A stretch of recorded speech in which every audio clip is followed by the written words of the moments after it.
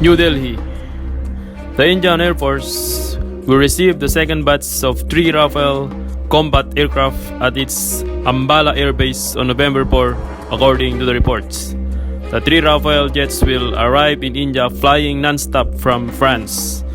The Rafale jets will fly directly from Istres in France to Jamnagar, and they will be accompanied by French Air Force mid-air refueling aircraft.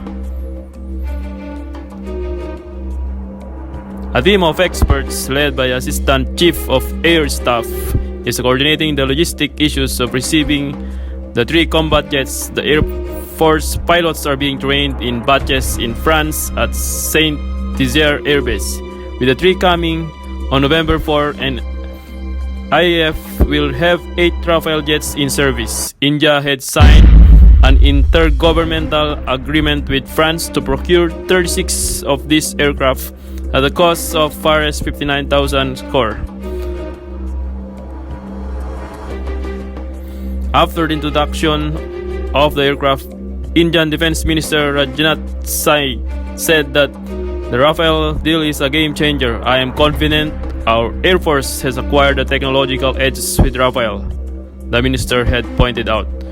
The Rafale is a 4.5 generation aircraft and has the latest weapons, superior sensor, and fully integrated architecture.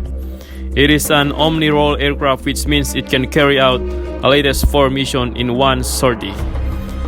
The fighter aircraft has Hammer missiles, with also armed with beyond visual range missiles like Major, Scalp, and MICA or Mega. Thank you for watching, and please like and subscribe to my channel.